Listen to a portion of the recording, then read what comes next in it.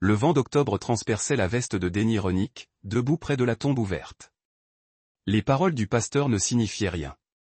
Elle n'en avait jamais eu. Denny regardait le cercueil, repensant à la dernière fois qu'il avait vu Clay vivant. Son frère l'avait appelé 3 semaines auparavant, la voix tremblante comme s'il avait bu. Mais Denny savait que Clay était sobre depuis 2 ans. Quelque chose ne va pas, Denny. Quelque chose chez Delaney. Chez Lumi? Quel genre de chose? De l'argent qui surgit de nulle part.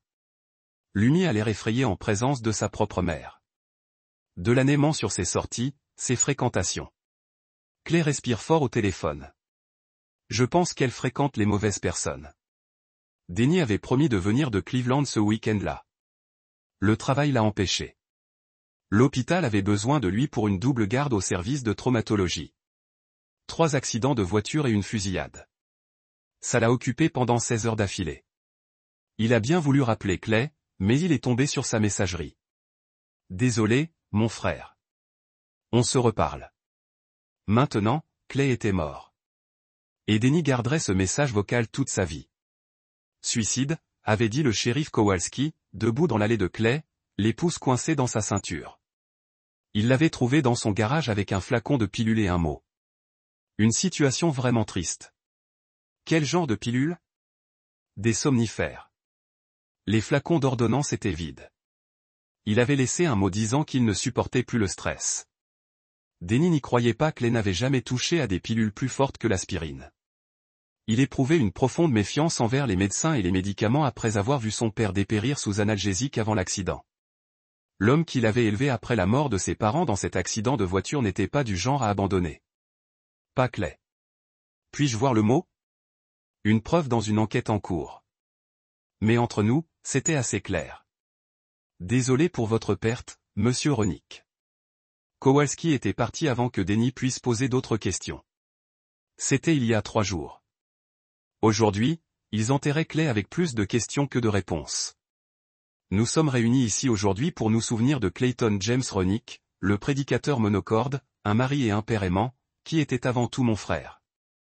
Les mots sortirent avant que Denny ne puisse les retenir. Toutes les têtes se tournèrent. Delaney leva les yeux de ses sanglots, le mascara coulant sur ses joues.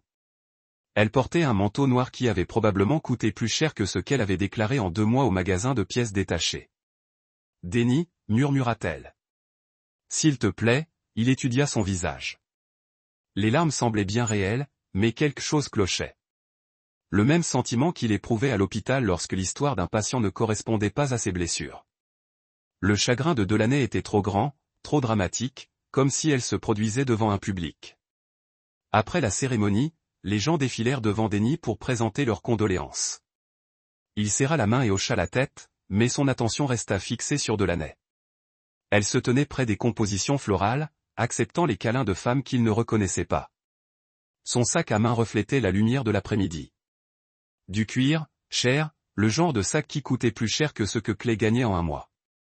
C'est terrible, dit Earl Hutchkin, le superviseur de Clay au magasin de pièces détachées. C'était un homme bien. Honnête, quelqu'un qui connaissait Clay depuis plus de 5 ans. Clay était fiable, il n'avait jamais manqué une journée jusqu'à ces dernières semaines. Que s'est-il passé ces dernières semaines? Earl se tortillait, mal à l'aise, jetant des coups d'œil autour de lui pour s'assurer que personne ne l'écoutait. Il semblait distrait. Il n'arrêtait pas de poser des questions sur les fiches de paie, les dossiers des employés. Il disait qu'il cherchait quelque chose pour le bénévolat de sa femme. Quel genre de questions? Il voulait savoir si on gardait des traces de qui recevait les chèques, si on suivait les départs anticipés ou les congés des employés. Des trucs bizarres qui ne le concernaient pas vraiment. Earl baissa la voix. Entre nous, je crois qu'il vérifiait Delaney, s'assurant que son récit de travail tardif correspondait à la réalité. Denny classait cette information.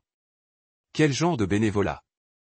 Une association caritative pour enfants, la Fondation CHL. Je crois que Clay l'a mentionné plusieurs fois. Il disait que Delaney les aidait à trouver des placements, à trouver des foyers pour les enfants qui en avaient besoin. Une femme que Denny ne reconnaissait pas s'approcha de Delaney. Une femme d'environ 40 ans, bien habillée, avec des cheveux gris parfaitement coiffés et un sourire qui ne perce jamais les yeux. Elle avait l'air de quelqu'un habitué à s'imposer par le charme et la manipulation. Il parlait à voix basse, trop bas pour être entendu de là où Denny se tenait. La femme tendit une enveloppe à Delaney. Delaney la glissa dans son précieux sac à main sans la regarder, puis la serra dans ses bras comme s'ils étaient de vieux amis.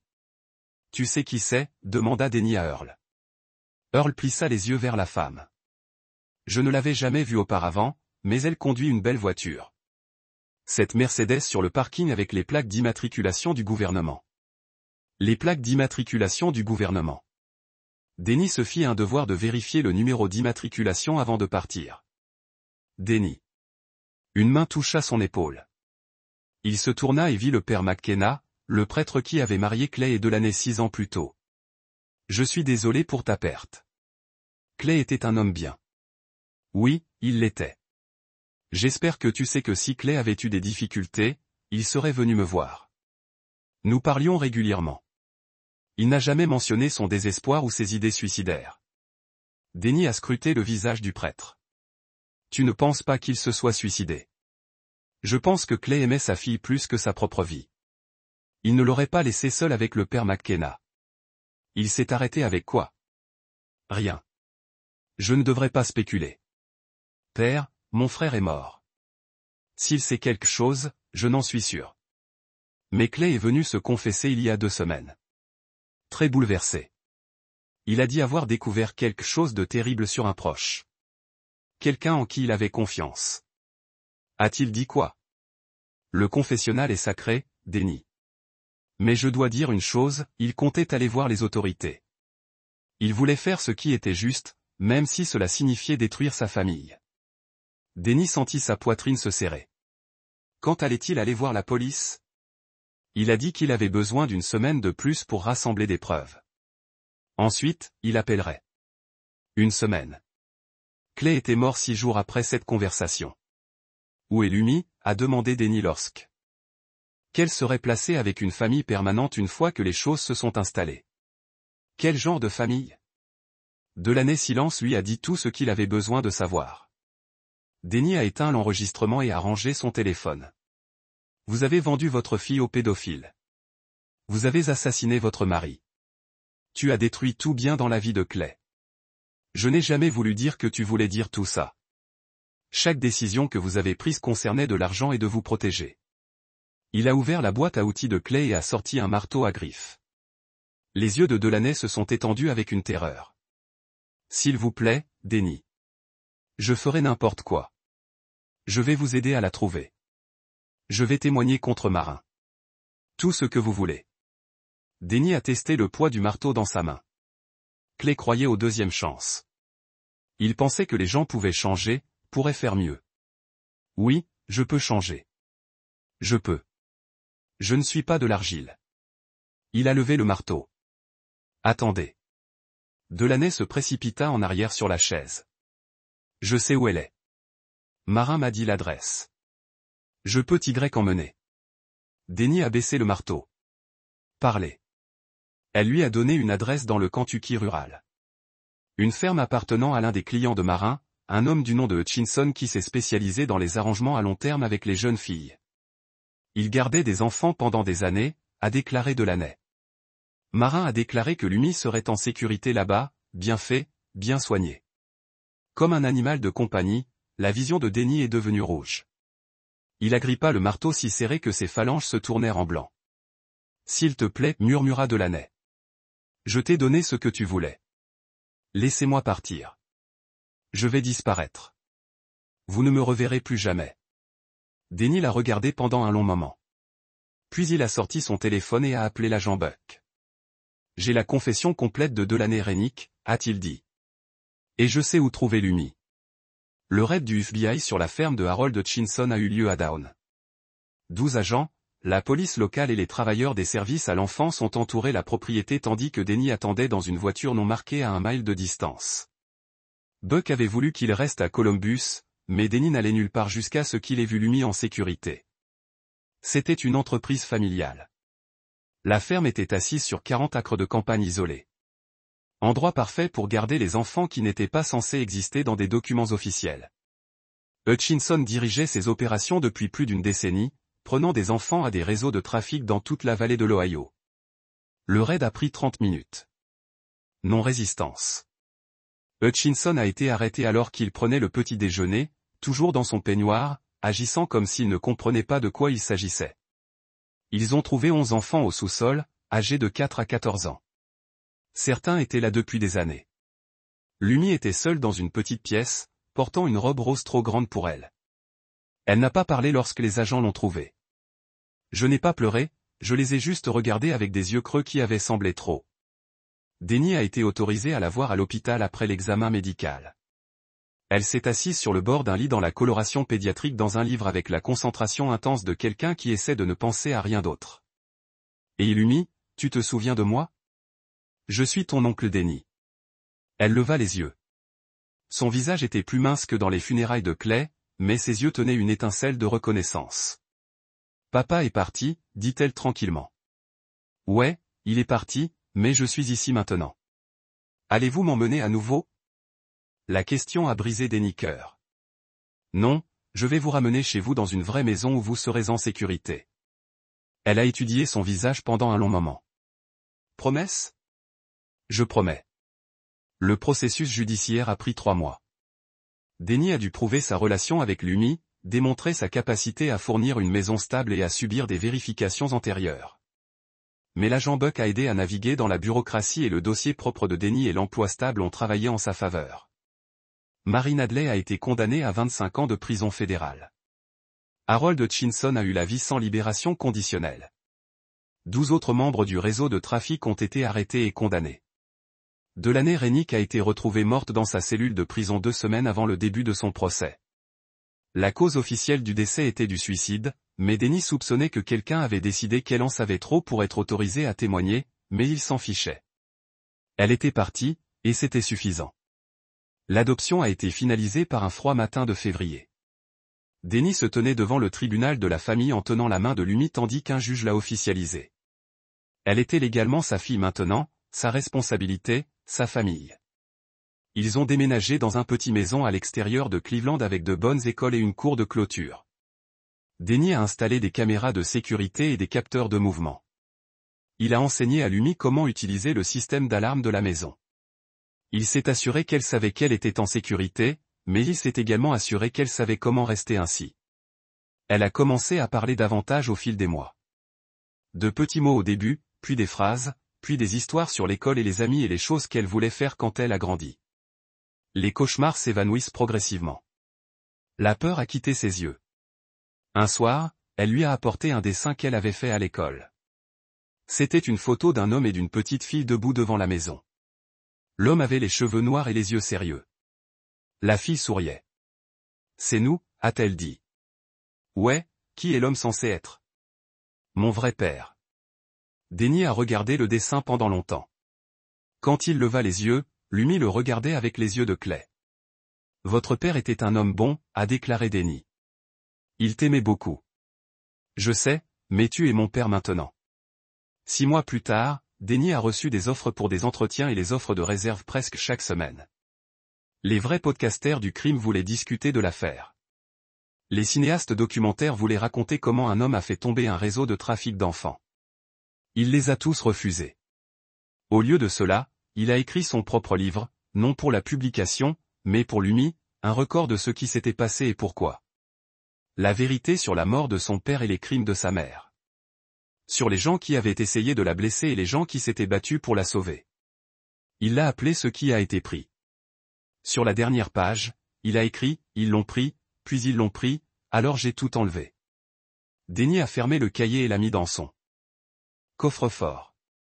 Un jour, quand Lumi était plus âgé et prêt à comprendre, il le lui donnait. Elle méritait de connaître la vérité sur sa famille, sur ce que son père était mort, essayer de protéger, ce que son oncle avait fait pour faire les choses. Pour l'instant, c'était suffisant pour qu'elle soit en sécurité, qu'elle soit à la maison, qu'elle l'appelait papa et le voulait.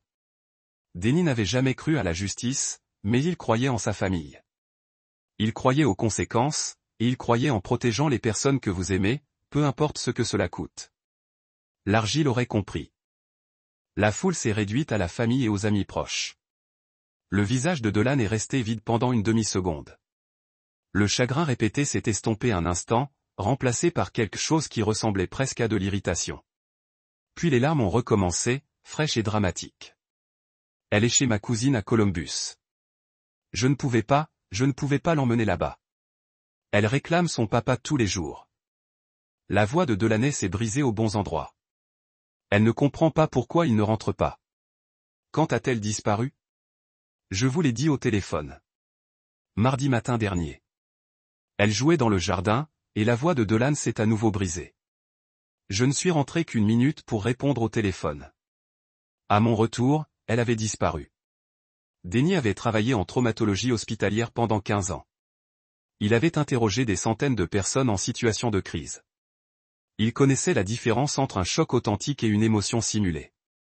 L'histoire de Delaney avait l'air polie, comme si elle avait répété quelque chose. Appelez la police immédiatement. Bien sûr, je les ai appelés. Le shérif Kowalski est venu en personne. Ils ont fouillé le quartier et lancé une alerte Amber. On disait que les enfants s'égaraient tout le temps, surtout quand ils étaient contrariés par des problèmes familiaux. Quels problèmes familiaux? Delaney détourna les yeux de sa pièce, il avait trop travaillé. Stressé par l'argent, Lumi sentait la tension entre nous. Mais tu n'as rien dit de tout ça quand tu m'as appelé pour m'annoncer sa disparition. J'étais sous le choc, Denny. Je n'avais pas les idées claires. C'était possible. Il était aussi possible qu'elle mente sur tout. Et si ta fille de 5 ans avait vraiment disparu, tu ne t'es pas présenté aux funérailles de ton mari avec un sac à main de $1000 à la main et en acceptant des enveloppes mystérieuses d'inconnus. Je veux voir la maison de Clay. Quoi? Pourquoi? C'était mon frère. Je veux voir où il habitait. Voir ses affaires. Delaney resserra sa main sur la bandoulière de son sac. La police a déjà tout fouillé. Il n'y a rien qui puisse aider à retrouver Lumi. Je ne cherche pas Lumi. Je cherche des réponses sur Clay. Quel genre de réponse? Denny s'approcha d'elle. Dans la lumière de l'après-midi, il pouvait voir le maquillage qui s'était accumulé autour de ses yeux. Ses mains tremblaient légèrement quand elle pensait que personne ne la regardait. Le genre qui expliquait pourquoi mon frère était vraiment mort. Il s'est suicidé, Denny. Le mot. Je ne crois pas qu'il y ait eu de mots. Je ne crois pas que Clay se serait suicidé. Et je suis absolument certaine qu'il n'abandonnerait pas sa fille au moment où elle avait le plus besoin de lui. Delaney le fixa un long moment. Sa performance avait de nouveau dérapé, révélant quelque chose de plus dur en dessous. Quelque chose de calculateur et de froid. D'accord, dit-elle finalement. Mais ne touche à rien. J'ai déjà assez à gérer en ce moment sans que tu ne mettes le bazar dans les affaires de Clay. 3 jours plus tard, Denny reprenait la route pour Ashgrove. La ville paraissait différente à la lumière du jour, plus petite, plus désespérée. La moitié des devantures de Main Street étaient vides, leurs vitrines recouvertes de papier journal ou de contreplaqué. Le genre d'endroit que les gens quittaient dès qu'ils en avaient les moyens. Et ceux qui restaient apprirent à se mêler de leurs affaires lorsqu'il se gara sur le parking de l'épicerie Miller vers 18 heures. Le mal de tête qui s'accumulait depuis son départ de Cleveland le força finalement à rentrer. Il avait besoin d'aspirine et peut-être de quelque chose à manger. Le sandwich qu'il avait pris dans une station-service près de Columbus lui remontait mal l'estomac, accentuant le sentiment général que tout dans sa vie avait basculé. Les néons bourdonnaient et clignotaient au-dessus de sa tête tandis qu'il parcourait les allées. Miller sentait les vieux produits, le nettoyant pour sol et le genre de désespoir économique qui accompagne la concurrence avec les grandes surfaces à 80 km. Denny trouva les analgésiques et attrapa un flacon d'aspirine générique. Inutile de dépenser plus d'argent pour des marques dont le principe actif était identique à celui de la caisse. Il remarqua la gamine. Elle se tenait près du présentoir à magazine près de l'entrée, peut-être 5 ans, vêtue d'un sweat à capuche gris qui lui descendait jusqu'aux genoux comme une robe. La capuche était relevée, mais Denny pouvait voir des cheveux blonds en dessous. Elle était trop maigre. Pas la minceur d'une enfant active, mais la joue creuse due à l'absence de repas réguliers. Quelque chose chez elle le fit regarder à 2 fois. Sa façon de rester parfaitement immobile, à l'exception de ses yeux qui scrutaient chaque adulte qui passait. Son attention aux caisses, comme si elle mémorisait les visages et les sorties. La plupart des enfants de son âge touchaient à tout, posaient des questions, faisaient du bruit. Celle-ci se tenait silencieuse comme une ombre. La caissière ne devait pas avoir plus de 18 ans, avec des mèches violettes dans les cheveux et l'air fatigué de quelqu'un qui travaille à son 2e emploi de la journée. Elle compta son aspirine avec un manque d'entraînement. Ça fera 347 $. Denny lui tendit un billet de 5 $ et continua d'observer la gamine. Quelque chose de familier dans sa posture, la forme de son visage sous la capuche. Un homme à casquette de baseball s'approcha d'elle depuis le rayon pharmacie. Un homme costaud, probablement la quarantaine, vêtu de vêtements propres mais usés. Il avait l'assurance naturelle de quelqu'un habitué à être obéi sans poser de questions. Mais il lui prit la main et se dirigea vers la sortie. Pas de conversation, pas de reconnaissance, il s'empara d'elle comme d'un bien. La petite fille regarda par-dessus son épaule tandis qu'il marchait. Denny vit clairement son visage pour la première fois. Son sang se transforma en eau glacée dans ses veines. La fille de Lummy Clay, l'enfant disparu que tout le monde recherchait. Elle tenait la main d'un inconnu dans l'épicerie Miller, comme si de rien n'était, s'éloignant de tout ce qui lui était familier pour se diriger vers ce qui l'attendait dehors. Denny prit sa monnaie sans la compter et les suivit dehors. L'air d'octobre le frappa comme une claque, vive et nette après l'atmosphère étouffante du magasin. L'homme conduisit Lummy à travers le parking vers une camionnette blanche garée au fond, loin des lampadaires et de la circulation principale, avec des vitres à l'arrière. Aucun logo d'entreprise sur les côtés. Le genre de véhicule qui pouvait disparaître dans la circulation sans que personne ne s'en souvienne 5 minutes plus tard. La plaque d'immatriculation arrière était partiellement masquée par la boue, mais Denny distinguait suffisamment de lettres pour être utile. Denny mémorisa ce qu'il vit en quelques secondes avant d'atteindre la camionnette. Ford Transit blanc, peut-être de 2018 ou 2019, la rouille autour des passages de roues suggérait qu'il avait séjourné dans des zones où l'on salait abondamment les routes. Une bosse sur le pare-choc arrière côté conducteur. L'homme portait un jean, des bottes de travail et une casquette de baseball avec un logo que Denny ne pouvait distinguer à cette distance. Il ouvrit la portière latérale du fourgon et aida Lummy à monter à bord. Elle avança lentement, prudemment, comme quelqu'un qui avait appris que les mouvements brusques attiraient l'attention. Juste avant la fermeture de la portière, Denny aperçut l'intérieur, des couvertures par terre, une glacière, ce qui ressemblait à des sangles fixées au mur. Ils roulèrent vers l'est sur la route 9, en direction de l'ancien quartier industriel de la ville où la plupart des commerces avaient fermé avec la délocalisation des emplois à l'étranger. Denny le suivit à distance, gardant 2 voitures entre eux autant que possible. Ses mains serraient le volant si fort que ses jointures blanchissaient. Le fourgon tourna vers le parking d'un pressing désaffecté, Spotless Cleaner. Le panneau était toujours accroché devant, mais les lettres étaient décolorées au point qu'on pouvait à peine lire le nom. Des mauvaises herbes poussaient à travers les fissures de l'asphalte. Du contreplaqué recouvrait la plupart des fenêtres. Denny se gara de l'autre côté de la rue, derrière une benne à ordures, et observa. L'homme conduisit Lummy à l'arrière du bâtiment, restant dans l'ombre. Ils disparurent par une entrée arrière qui semblait avoir été récemment utilisée malgré l'aspect abandonné du bâtiment pendant 20 minutes. Rien ne se passa. Le bâtiment resta sombre et silencieux. Puis une autre voiture arriva, une berline bleue aux vitres teintées.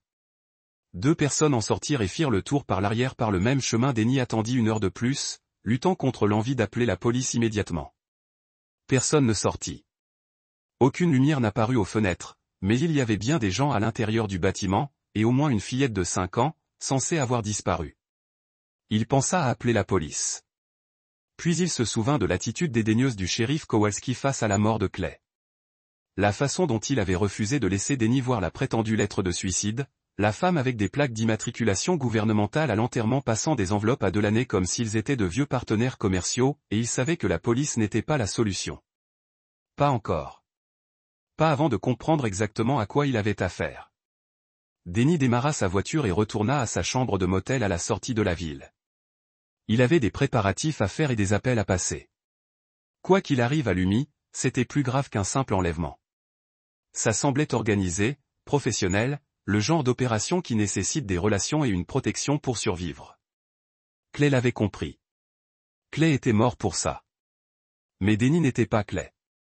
Il ne croyait pas aux canaux officiels ni à la confiance dans le système. Il croyait à l'action directe et aux solutions permanentes. Demain soir, il reviendrait avec un meilleur équipement et un plan plus clair. Ce soir-là, il devait documenter tout ce qu'il avait appris et s'assurer que quelqu'un d'autre sache où chercher si quelque chose lui arrivait. Denny passa 2 heures à taper des notes détaillées sur son ordinateur portable. Tout, du sac à main coûteux aux funérailles au numéro de plaque d'immatriculation de la camionnette blanche. Il téléchargeait des copies cryptées sur 3 serveurs cloud différents et envoyait des courriels récapitulatifs à des contacts en qui il avait confiance, assurance, car les personnes qui combattaient les réseaux de trafic d'enfants avaient tendance à disparaître ou à se suicider par commodité. Tout comme Clay à 2 heures du matin, Denny se gara à 3 pâtés de maison de chez Clay et fit le reste du chemin à pied. Ashgrove avait ouvert ses trottoirs tôt le matin. Les rues étaient vides, à l'exception de quelques lampadaires et des aboiements occasionnels de chiens dans le jardin. La maison de Doc Clay se trouvait sur Maple Street, dans un quartier qui avait connu des jours meilleurs. De petites maisons de style ranch avec des clôtures grillagées et des jardins envahis par la végétation. Clay l'avait acheté à la naissance de Lumi. Un vrai foyer pour mes filles, avait-il dit. Denny se glissa dans le jardin. Le garage était séparé de la maison, probablement construit dans les années 1960, lorsque le quartier était encore jeune. Clay avait toujours été habile avec les outils. Le garage était son atelier, son refuge quand Delaney l'énervait. La porte latérale avait une serrure simple. Denny avait appris à crocheter les serrures pendant sa première année de service de sécurité à l'hôpital. Incroyable ce qu'on acquiert en côtoyant des gens au plus mal chaque nuit. À l'intérieur, le garage sentait l'huile de moteur et la sueur. L'établi de Clay longeait un mur, les outils parfaitement rangés. Une tondeuse autoportée trônait dans un coin, recouverte d'une bâche. Tout était propre et rangé, comme Clay l'avait toujours fait. Denny sortit la lampe de poche de son téléphone et chercha méthodiquement. Il ne savait pas exactement ce qu'il cherchait, mais il le saurait en le trouvant. Derrière le chauffe-eau, il remarqua quelque chose d'étrange. La cloison sèche semblait plus récente que le reste du mur. La peinture n'était pas tout à fait assortie. Denny appuya dessus et sentit une légère fragilité. Quelqu'un avait percé un trou dans le mur et l'avait rebouché. Denny trouva un cutter sur l'établi de Clay et coupa soigneusement le long des lignes de réparation. La cloison sèche se détacha d'un seul tenant, révélant un espace vide derrière l'isolant. À l'intérieur, emballés dans des sacs plastiques, se trouvaient des documents. Denny sortit le tout et l'étala sur l'établi. Ses mains tremblaient en lisant un carnet écrit de la main de Clay. Page après page, date, heure, lieu, numéro de plaque d'immatriculation, nom et description, le tout organisé avec un souci du détail que Clay apportait à tout ce qu'il faisait. Horaire de dépôt, mardi et vendredi, de 18h à 20h. Camionnette blanche de l'épicerie Miller. Plaque d'immatriculation XRT, 44.92. Pressing sur la route 9, entrée arrière. Paiement reçu, $500. Compte DR, plus de pages. Plus de détails. Un plan d'Ashgrove avec les emplacements marqués à l'encre rouge. Des photos imprimées avec un téléphone montrant le pressing, la camionnette blanche, des visages que Denny ne reconnaissait pas, et puis, sur la dernière page, un mot qui glaça le sang de Denny. S'il m'arrive quelque chose, c'est elle. Elle a vendu Lumi. Je ne peux pas encore le prouver. Mais je sais. J'ai retrouvé les relevés bancaires qu'elle a essayé de cacher. J'ai retrouvé les SMS qu'elle a supprimés. Je vais à la police demain. Demain. Clay était censé aller à la police le lendemain de sa mort. Denny continua de lire. Clay avait découvert des dépôts sur le compte de Dolan qui ne correspondaient à aucun emploi qu'elle avait occupé. De grosses sommes, toujours en liquide, toujours juste après avoir remarqué une activité suspecte autour de Lumi. La dernière écriture était datée de la veille de la mort de Clay. Il l'avait suivie à Columbus, avait rencontré quelqu'un dans un hôtel chic du centre-ville, avait pris des photos. Elle était rentrée tard, sentant l'alcool et l'eau de Cologne de luxe. Lumi avait demandé où était maman. Des lui avait dit que maman devait travailler. Quel genre de travail paye $2000 en liquide? Denny avait photographié chaque page avec son téléphone. Puis il avait remis le carnet dans du plastique et l'avait remis dans sa cachette. Il avait réparé le mur du mieux qu'il pouvait, sachant que cela ne tromperait pas une inspection minutieuse, mais espérant que cela lui ferait gagner du temps. Alors qu'il s'apprêtait à partir, Denny remarqua autre chose. Une petite caméra cachée dans les chevrons pointait vers la porte du garage. Clay surveillait son propre garage, enregistrant les allées et venues. La carte mémoire de la caméra avait disparu. Dehors, Denny retourna à sa voiture, les paroles de son frère résonnant dans sa tête. Clay avait compris. Il avait tenté de sauver sa fille, et quelqu'un l'avait tué pour cela. Denny retourna à Cleveland tandis qu'un de ses fils arrivait. Il avait des appels à passer et des gens à retrouver. Son frère était mort, mais Lumi était toujours en vie. Il l'avait vue de ses propres yeux et il allait la récupérer. Denny retourna à Ashgrove le mardi soir suivant. Il se gara ailleurs, cette fois à 400 mètres du pressing, et s'approcha à pied par la zone industrielle. Il portait un appareil photo numérique avec un téléobjectif et un petit enregistreur. Les preuves étaient inutiles si elles ne pouvaient être vérifiées et authentifiées. D'après le carnet de Clay, les mardis et vendredis étaient des jours de dépôt réguliers. Entre 18h et 20h, Denny se posta derrière un quai de chargement abandonné, avec une vue dégagée sur l'entrée arrière du bâtiment.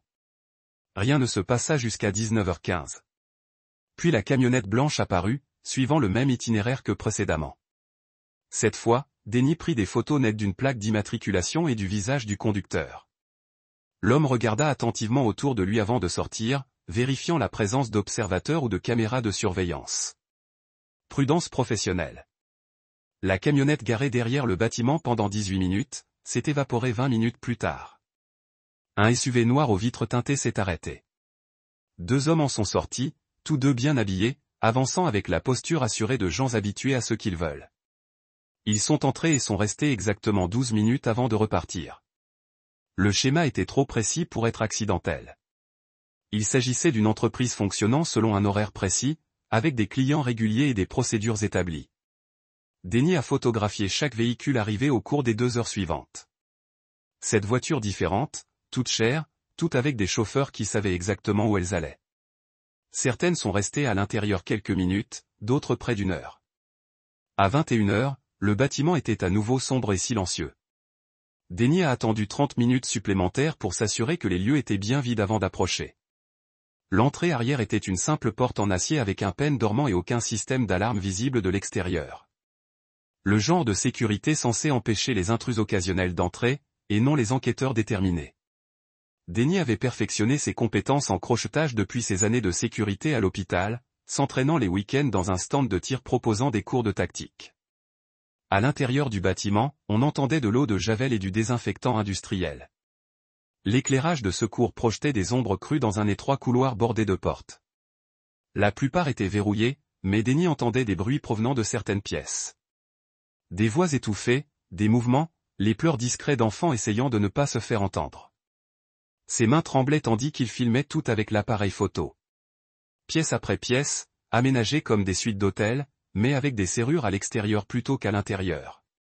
Des caméras de surveillance dans tous les coins, un bureau principal avec du matériel informatique et des classeurs remplis de dossiers. Denny photographiait tout ce qu'il trouvait sans rien toucher. Des listes de clients avec des noms qu'il reconnaissait, issus des administrations locales et des entreprises. Des agendas qui traitaient les enfants comme des voitures de location. Des relevés financiers montrant des paiements qui éclipsaient le PIB de certains petits pays. Et dans le tiroir du bas du bureau principal, des contrats rédigés dans un langage qui lui glaçait le sang.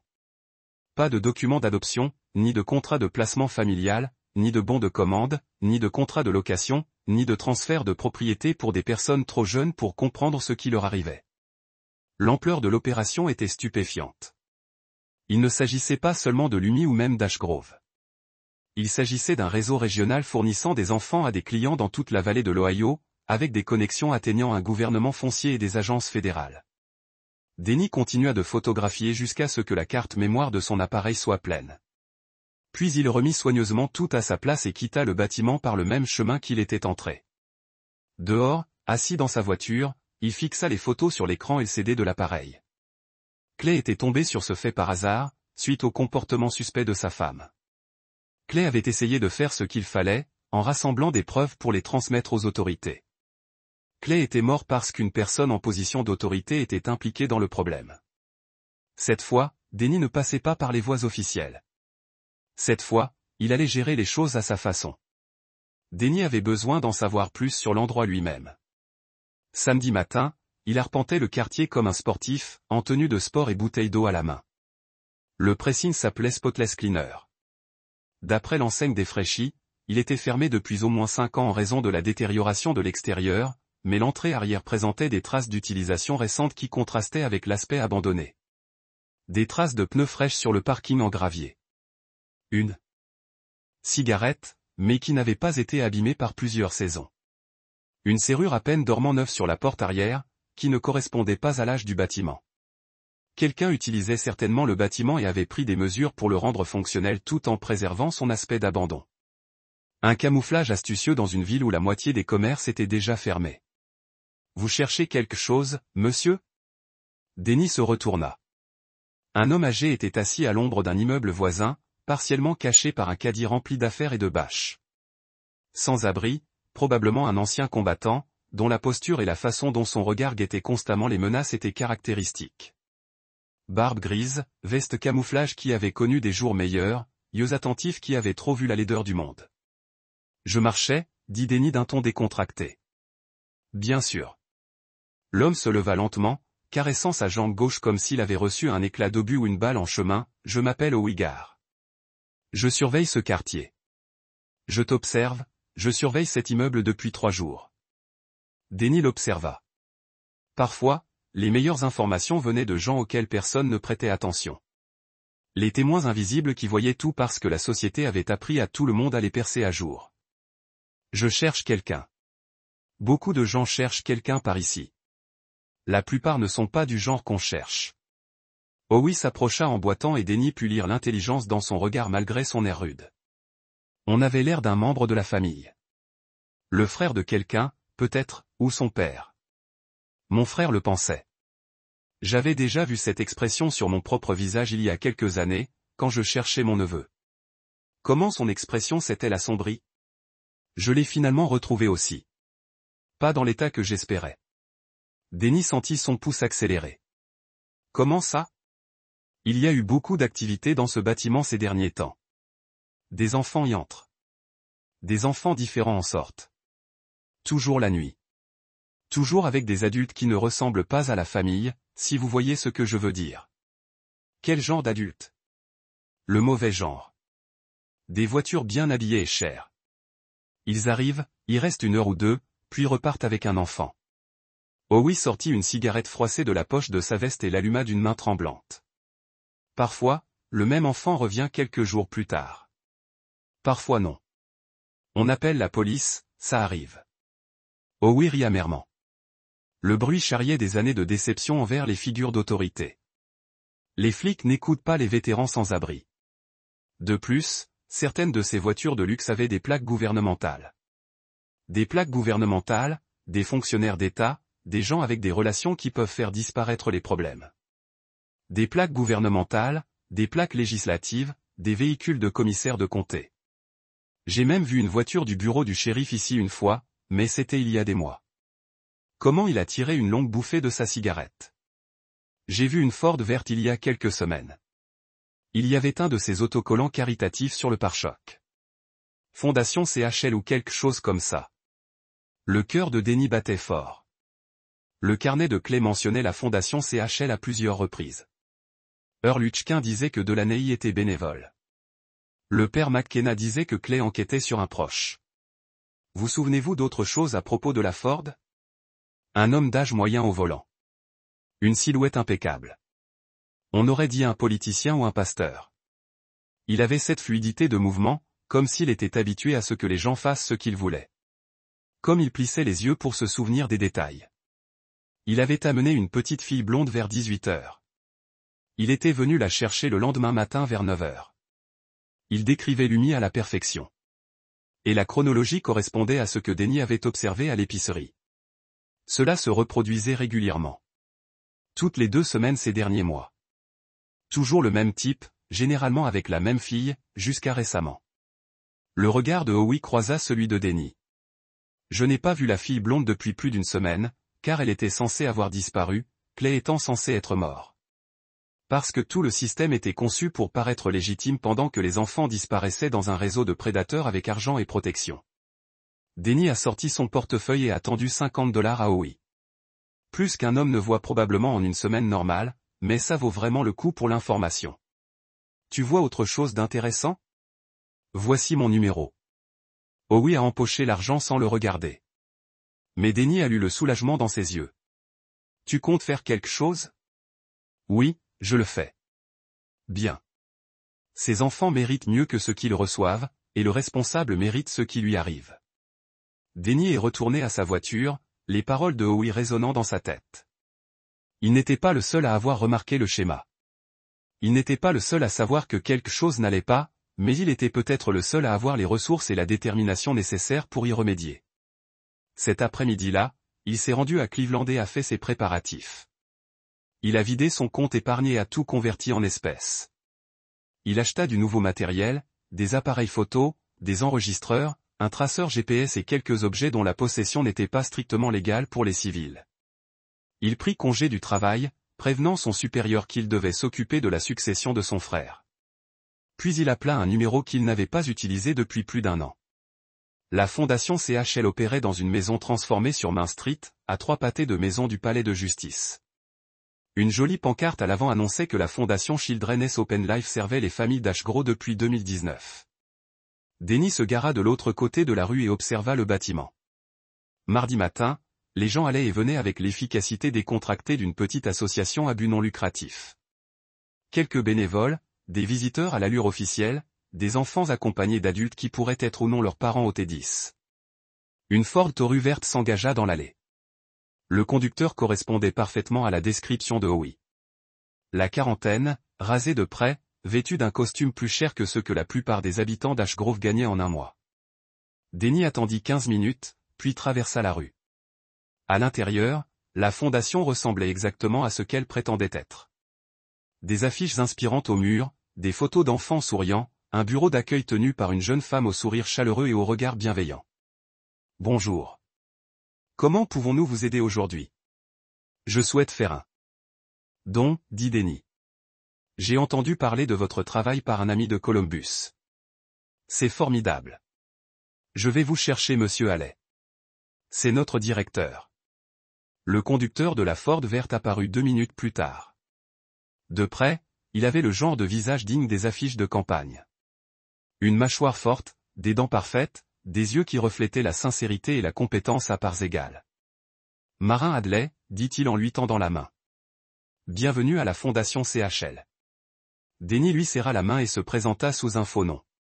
Je dirige une petite entreprise de construction à Cleveland. Je cherchais une bonne cause à soutenir. Eh bien, vous êtes au bon endroit. Nous aidons les enfants et les familles dans tout le sud-est de l'Ohio. Placement en famille d'accueil, accompagnement familial, aide d'urgence. Le sourire de Marin n'a jamais faibli. Qu'est-ce qui vous intéresse particulièrement dans notre travail? Les enfants qui ont besoin d'un foyer. Les systèmes de placement familial? C'est vraiment le chaos, d'après ce que j'ai entendu. Cela peut être difficile, certes, mais nous travaillons en étroite collaboration avec les organismes publics pour garantir que les enfants soient placés dans des environnements sûrs et aimants. Marin désigna un mur couvert de photos. Voici quelques-unes de nos réussites. Denny examina les photos. Des dizaines d'enfants avec leur nouvelle famille, tous souriants, tous parfaitement heureux et normaux. Impressionnant. Vous placez beaucoup d'enfants. Nous facilitons les placements lorsque cela est approprié.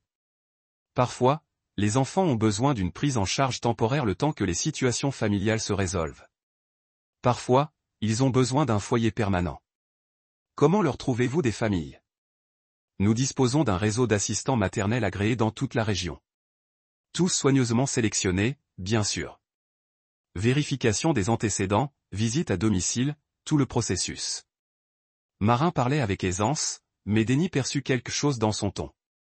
Ces mots étaient trop répétés, trop prudents. Comme s'il avait prononcé ce discours à maintes reprises devant différents publics. Et la surveillance? S'assurer que les enfants sont en sécurité après le placement. Absolument. Nous maintenons le contact avec toutes nos familles. Des suivis réguliers, des services de soutien, tout ce dont elles ont besoin. Le sourire de Marin se crispa presque imperceptiblement. Nous prenons la sécurité de nos enfants très au sérieux. Nos enfants. Choix de mots intéressants. J'aimerais voir comment mon argent serait utilisé. Avez-vous des installations que je pourrais visiter? La plupart de nos actions se déroulent à domicile ou par l'intermédiaire de nos agences partenaires. Mais je pourrais vous organiser une rencontre avec certaines de nos familles si vous souhaitez vraiment soutenir notre mission. Denny fit semblant d'y réfléchir. En fait, je vais commencer plus petit, peut-être $1000, pour voir comment ça se passe. Les yeux de Marin s'illuminèrent. C'est très généreux. Je vais vous apporter des documents. Pendant l'absence de Marin, Denis étudia le mur des bénévoles près de la réception. Noms et photos des personnes qui ont donné de leur temps à la fondation. 3e rangée en partant du haut. Delaney Renick, point I sur la photo. Elle portait le même manteau coûteux qu'aux funérailles de Clay. Marin revint avec un formulaire de don et une brochure sur papier glacé. Denis remplit le formulaire avec de fausses informations, puis fit un chèque à partir d'un compte qu'il avait ouvert sous un faux nom. C'est formidable, dit Marin en examinant les documents. Nous vous tiendrons au courant de l'utilisation de votre don. Et n'hésitez pas à m'appeler si vous avez des questions.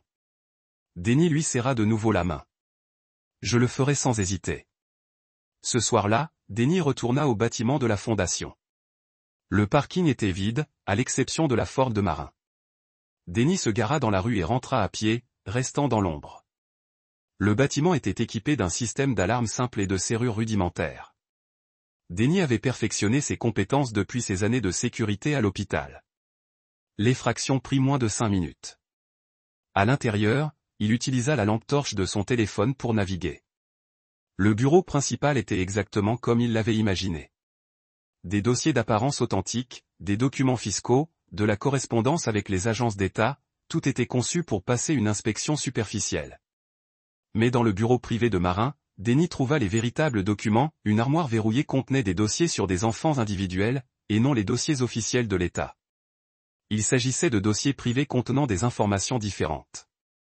Des photos qui ressemblaient plus à des photos de catalogue qu'à des photos de famille, des informations médicales comprenant des détails dont aucune agence de placement légitime n'aurait besoin. Description physique, notes comportementales, préférences et spécialités. Denis photographia tout ce qu'il trouva. Nom, adresse, échéancier de paiement, un registre distinct enregistrait les fonds provenant de dons privés, des sommes qui éclipsaient le budget officiel de la fondation.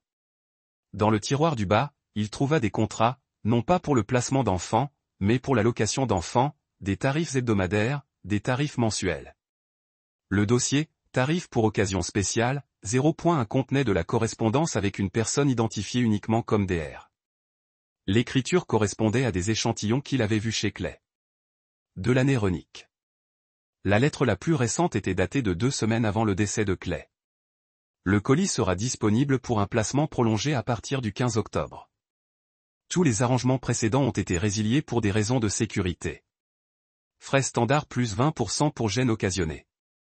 Paiement dû à la livraison.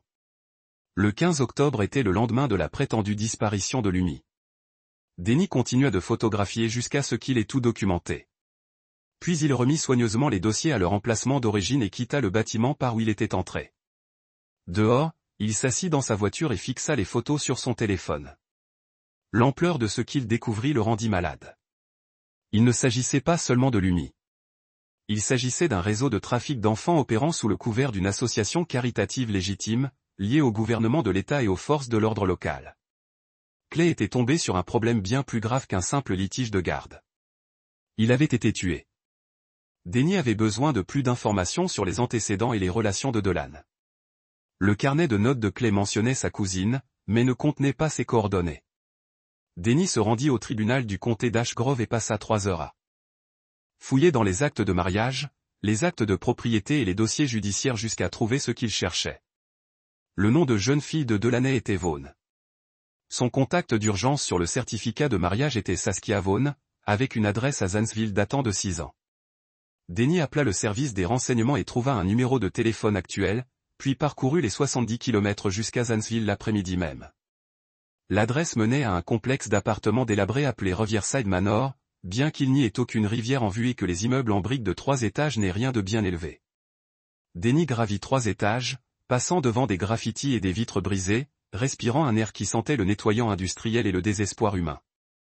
La femme qui répondit à l'appartement 3C ressemblait à ce que Delaney pourrait être dans 10 ans si la vie continuait à la frapper. Même ossature et yeux verts, mais des contours plus durs, des joues creuses et des dents jaunies qu'il a identifiées comme une ancienne toxicomane. Même si elle était peut-être sobre depuis un moment, vu son regard clair et ses mains fermes. Ouais. Sa voix était rauque mais alerte. Je cherche Saskia Vaughn. Ses yeux se plissèrent. Qui demande? Je m'appelle Denis Renick. Je suis le frère de Clay Renick. Son expression changea aussitôt. La peur et la tristesse remplaçaient la suspicion. Oh, Clay est mort, c'est ça? J'en ai entendu parler aux informations locales. Il est mort. J'essaie de comprendre pourquoi. Saskia scruta le couloir de long en large, cherchant des voisins ou d'autres observateurs, puis s'écarta. Tu ferais mieux d'entrer. Ce n'est pas une conversation de couloir. L'appartement était petit mais propre. Les meubles étaient rares, mais tout était bien rangé et bien entretenu. Le salon sentait le café et le désinfectant. Quelques jetons de réunion des narcotiques anonymes étaient posés sur le comptoir de la cuisine, à côté d'une tasse à café sur laquelle était écrit « Un jour à la fois ». Je n'ai pas parlé à Delaney depuis plus d'un an, dit Saskia en s'installant dans un fauteuil usé qui venait probablement d'une friperie. On s'est disputé, une sacrée dispute. À propos de quoi? De sa façon de vivre, de ce qu'elle faisait à cette petite fille. Le visage de Saskia se durcit sous l'effet de la colère qu'on ressent en voyant des membres de sa famille faire de mauvais choix. Delaney a toujours été égoïste, même quand on était enfant. Mais après son mariage avec Clay, son état a empiré. Elle a commencé à fréquenter des gens riches, à se comporter comme si elle était meilleure que nous tous. Quel genre de personnes? Des hommes d'affaires, des politiciens, des hommes qui pouvaient s'acheter tout ce qu'ils voulaient. Saskia alluma une cigarette, les mains tremblantes, et Denis remarqua le léger tremblement qui marquait les dommages à long terme causés par la drogue, y compris des choses qui ne sont pas censées être à vendre. Denis sentit son estomac se serrer. Comment ça? Tu veux vraiment savoir? Parce qu'une fois. Je te le dis, tu ne peux pas l'ignorer et ça va changer à jamais ton regard sur la femme de ton frère. Dis-moi. Saskia tira une longue bouffée de sa cigarette et fixa le plafond un instant. Rassemblant son courage ou décidant de la part de vérité à partager. Delaney s'est fourvoyé avec des dealers il y a quelques années. Elle leur doit une somme colossale. Le genre d'argent qui te tue si tu ne rembourses pas à temps. Combien? 15-20 000, peut-être plus. Elle consommait surtout de la cocaïne, mais aussi des pilules quand elle pouvait s'en procurer. Elle a commencé à dealer à côté pour financer sa dépendance et s'acheter tous les vêtements et bijoux coûteux qu'elle voulait. Mais elle a négligé sa consommation. Elle a commencé à puiser dans la drogue au lieu de la vendre. Denis a réfléchi à la chronologie. Quand est-ce arrivé? Juste après les 4 ans de l'UMI. Delaney est venu me voir un soir en pleurs, en disant « Ces types vont faire du mal à sa famille si elle ne paie pas », je lui ai dit de se sevrer et de se faire aider. D'aller voir Clay. Dis-lui la vérité. Trouve un plan de paiement. La voix de Saskia devint amère. Elle m'a dit qu'elle avait un meilleur plan. Quel genre de plan? Le regard de Saskia croisa le sien. Et Denis vit une profonde douleur et un profond regret, celui de voir quelqu'un qu'on aime détruire tout ce qu'il y a de bon dans sa vie. Elle dit connaître des gens prêts à payer cher pour passer du temps avec l'UMI. Des gens riches qui ne pouvaient pas avoir d'enfants ou qui avaient des préférences précises quant aux enfants qu'ils voulaient fréquenter. Il disait que c'était comme du babysitting, sauf que le salaire était bien meilleur. Les poings de Denis se serrèrent. Tu n'as pas essayé de l'arrêter. J'ai essayé. Dieu sait que j'ai essayé. J'ai menacé d'appeler la police. D'appeler Clay. D'appeler les services sociaux. Mais Delaney était assuré contre moi. La voix de Saskia se brisa légèrement. Elle dit que si j'intervenais, elle dirait à tout le monde que je consommais encore. Montrerait la drogue qu'elle avait cachée dans ma voiture. Me ferait arrêter et renvoyer en prison. Alors, tu as laissé faire. J'étais clean depuis 6 mois à ce moment-là. 6 mois de réunion et je suivais une thérapie et j'apprenais à vivre sans produits chimiques dans le sang. Je ne pouvais pas risquer de retourner en prison. Je n'y survivrai pas une seconde fois. Saskia a écrasé sa cigarette avec plus de force que nécessaire, mais j'ai essayé de l'aider autrement. J'ai appelé Clay à plusieurs reprises, tenté de lui faire comprendre que quelque chose n'allait pas, lui disant qu'il devrait faire plus attention aux allées et venues de Delaney et à ses fréquentations. Denis se souvient de ces appels?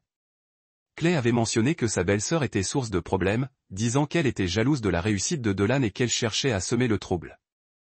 Il était trop fatigué par ses doubles journées pour s'occuper des problèmes familiaux. Quand Clay a-t-il compris? Quelques mois plus tôt, il a commencé à poser des questions sur l'argent, sur les destinations de Delaney lors de ses voyages à Columbus et Cincinnati. Elle lui a dit qu'elle faisait du bénévolat pour une association caritative pour enfants, aidant les enfants à trouver un bon foyer. Mais il a eu des soupçons lorsqu'elle est rentrée avec des vêtements et des bijoux coûteux qui ne correspondaient pas à leur budget. Il l'a confrontée plus d'une fois. Elle n'arrêtait pas de trouver des excuses, de mentir sur la provenance de l'argent. 2. Elle disait qu'elle recevait des primes de l'association pour les placements réussis. Mais Clay n'était pas stupide. Il a commencé à la suivre. Il a commencé à prêter attention au comportement de Lumi. Comment ça? Saskia a allumé une autre cigarette. Ses mains tremblaient encore plus. Cette petite fille a changé au cours de l'année écoulée. Elle a cessé de parler autant. Elle a commencé à faire des cauchemars. Elle ne laissait pas les étrangers la toucher. Même les gens qu'elle connaissait depuis toujours. Des signes classiques de maltraitance. Si vous savez quoi chercher. A-t-il appelé la police? Il allait le faire. Il est venu me voir environ 2 semaines avant sa mort. Il a dit qu'il avait des preuves que Delaney était impliqué dans quelque chose de terrible. Il a dit qu'il allait voir la police et lui enlever Lumi, même si cela impliquait de divorcer et de se battre pour la garde. Que s'est-il passé? Et puis, tout à coup, Clay est morte et Lumi a disparu. Delaney m'appelle en pleurs, disant que c'est une terrible tragédie, mais elle n'avait pas l'air triste. Elle avait l'air soulagée. Denny a sorti son téléphone et a montré à Saskia une des photos de la fondation. Dossier. Tu as déjà vu cet homme? Elle hocha immédiatement la tête. C'est Marin. C'est lui qui a impliqué Delaney dans tout ça. Ce beau parleur se fait passer pour une sorte de sauveur qui aide les enfants à trouver un bon foyer où ils seront aimés et pris en charge. Tu connais son nom de famille, Hadley. Marine Hadley. Il dirige cette fausse association caritative à Ashgrove, la fondation CHL. Le visage de Saskia s'assombrit sous l'effet de la haine qu'on éprouve en voyant le mal se cacher derrière de bonnes intentions. C'est lui qui a convaincu Delaney qu'elle faisait le bien, qu'elle aidait les enfants qui avaient besoin de soins particuliers, qu'elle gagnait de l'argent pour une bonne cause. Tu l'as déjà rencontré? Un jour, il est venu ici avec Delaney il y a environ 8 mois, il voulait voir si j'étais intéressé pour les aider dans leur opération. Il a dit qu'ils avaient besoin de personnes qui savaient comment gérer les enfants en difficulté. Que lui as-tu dit? Je lui ai dit de foutre le camp de mon appartement avant d'appeler la police. Mais je comprenais pourquoi Delaney était tombé dans le panneau. Il avait cette façon de parler qui donnait à tout cela un air raisonnable et charitable. Denny se leva pour partir. Il avait la confirmation nécessaire que Delaney faisait partie d'une opération organisée, des noms et des relations dans une chronologie qui correspondait à tout ce qu'il avait découvert. Attendez, dit Saskia, vous les poursuivez, n'est-ce pas? Ouais. Soyez prudents. Ces gens ont des relations partout. Police, juges, travailleurs sociaux. Ils font ça depuis des années sans se faire prendre, car ils savent qui payer et qui menacer. Je ne passe pas par les canaux officiels. Saskia observa son visage un long moment, y voyant quelque chose qui la satisfaisait. Tant mieux, car ces enfants méritent justice. Une vraie justice, pas celle qu'on achète ou qu'on enfouit sous la paperasse. Denny quitta Zanesville et retourna directement à Cleveland. Il avait des appels à passer et des faveurs à réclamer. Le premier appel fut adressé à Tig Fallow, la plus belle faveur qu'il ait jamais rendue à quelqu'un qui avait besoin d'une seconde chance. Tig avait 15 ans quand Denny l'avait rencontré pour la première fois. Sorti du système d'accueil, sans aucun endroit où aller et sans personne qui s'en soucie. Denny travaillait alors dans la sécurité d'un hôpital et il avait surpris Tig en train de voler de la nourriture. La cafétéria. Au lieu d'appeler la police, Denny avait offert un repas au gamin et écouté son histoire. Puis il l'avait aidé à obtenir son diplôme d'études secondaires, à trouver un emploi stable, et finalement à financer ses études supérieures. Tig dirigeait désormais la sécurité informatique d'une banque régionale et devait à Denny plus que l'argent ne pouvait rembourser. J'ai besoin d'une faveur, dit Denny lorsque Tig répondit. Dites-moi.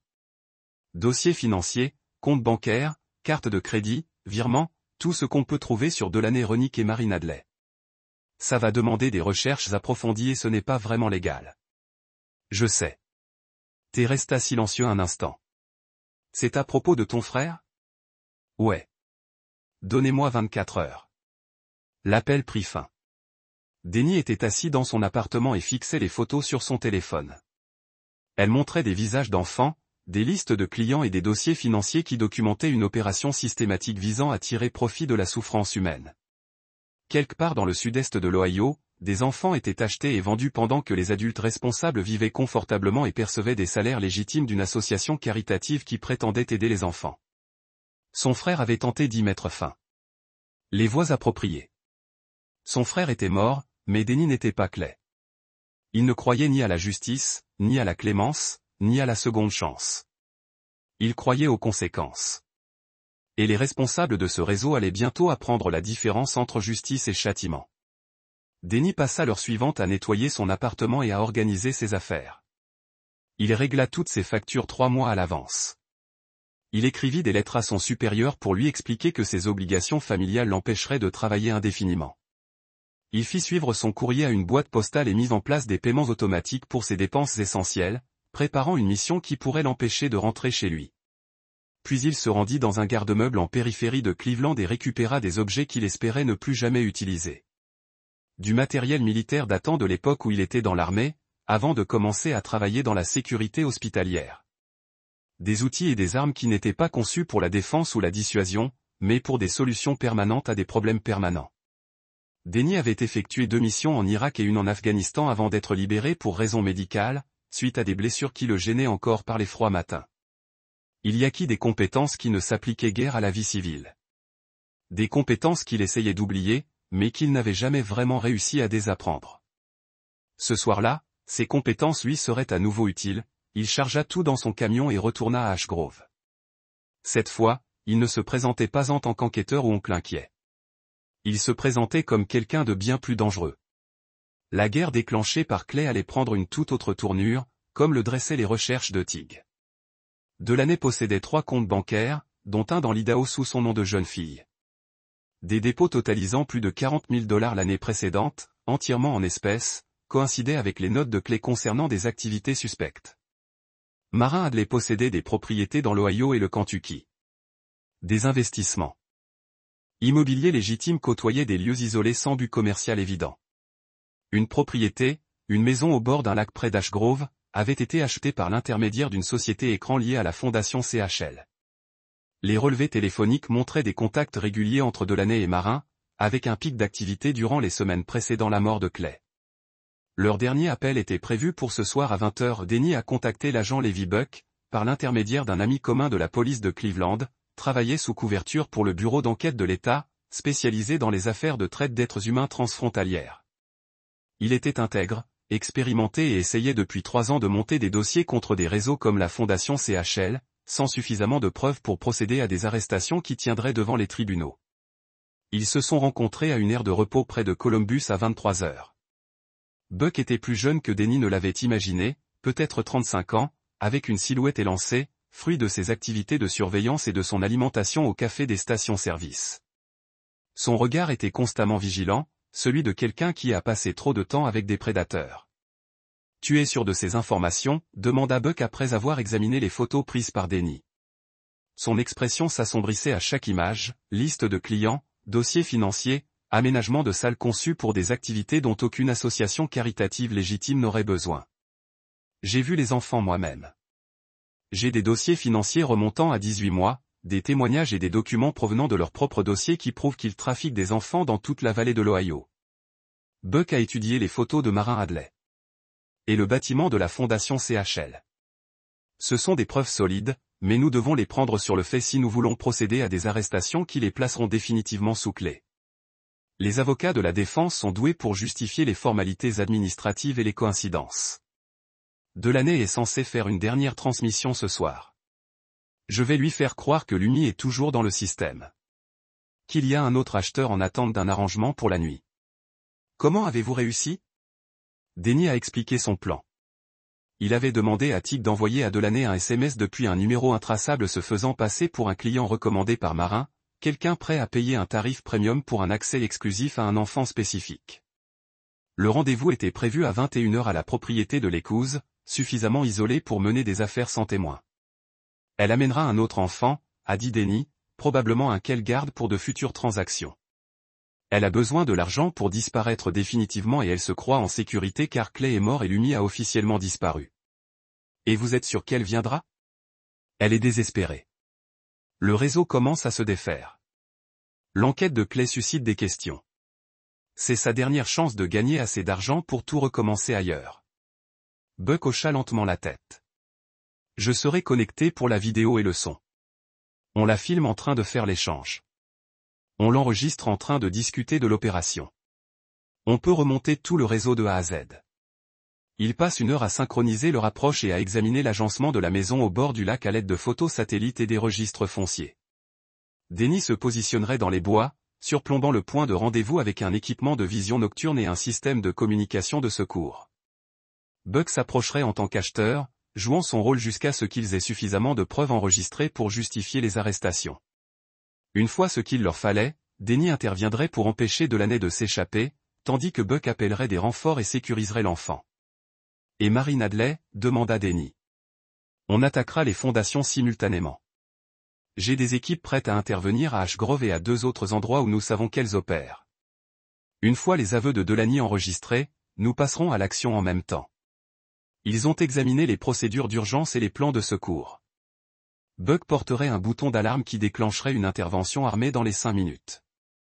Denny surveillerait les fréquences de la police pour s'assurer qu'ils ne se retrouvent pas dans une situation délicate. Une dernière chose, dit Buck alors qu'il s'apprêtait à partir. Si ça tourne mal, s'ils découvrent ce que nous faisons, ces gens ont déjà tué pour protéger leur opération. Votre frère n'était pas leur premier problème résolu définitivement. Je sais. C'est pourquoi je ne compte pas leur en laisser l'occasion. À 20h30, Denny gara son camion à 1,5 km de la maison du lac et traversa une forêt dense qui lui rappelait les patrouilles nocturnes en Afghanistan. La nuit d'octobre était froide et claire, avec suffisamment de clair de lune pour naviguer sans éclairage artificiel susceptible de révéler sa position.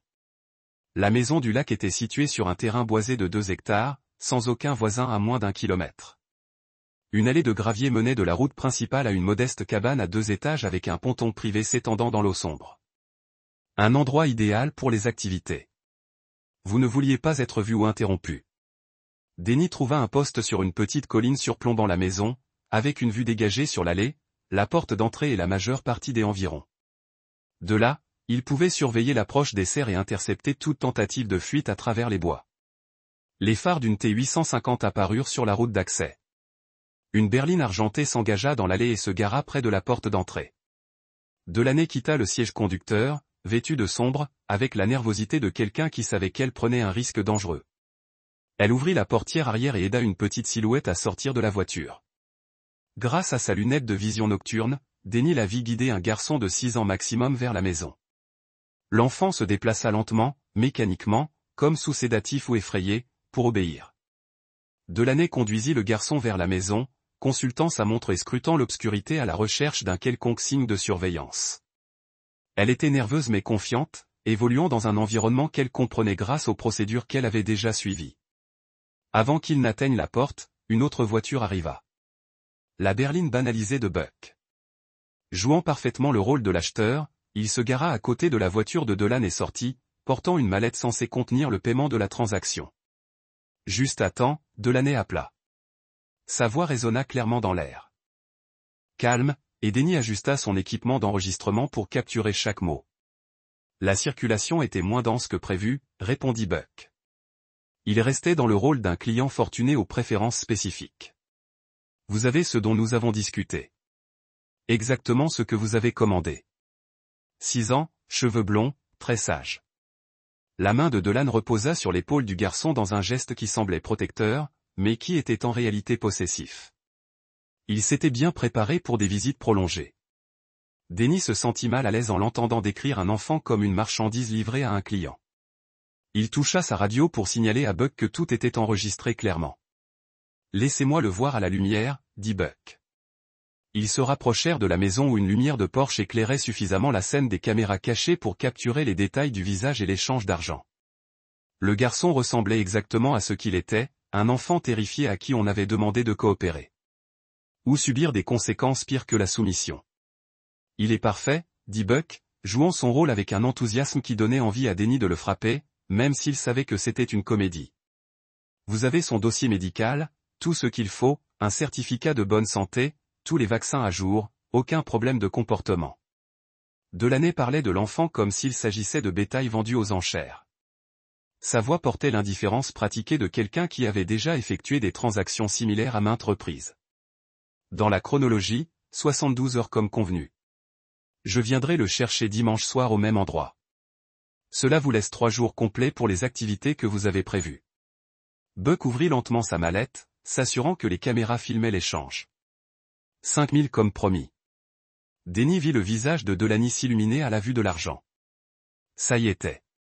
Il l'avait filmé, négociant la vente d'un enfant, acceptant le paiement, organisant de futurs contacts.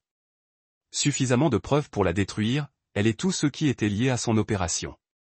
C'est là que tout a basculé. Une autre voiture est apparue au bout de l'allée, ses phares balayant la route. Une scène semblable à des projecteurs. Ça ne faisait pas partie du plan, ce n'était pas une des unités de secours de Buck. Delaney se retourna, le visage blême de reconnaissance et de terreur. Qui est-ce? Buck tendit la main vers sa radio, mais le nouveau venu était déjà sorti de son véhicule et avançait rapidement sur le gravier. Un homme que Denny ne reconnut pas, armé de ce qui ressemblait à un fusil de chasse et hurlant des ordres. Delaney Renick, vous êtes en état d'arrestation. C'était le shérif Kowalski. Le même policier qui avait si vite conclu au suicide de Clay.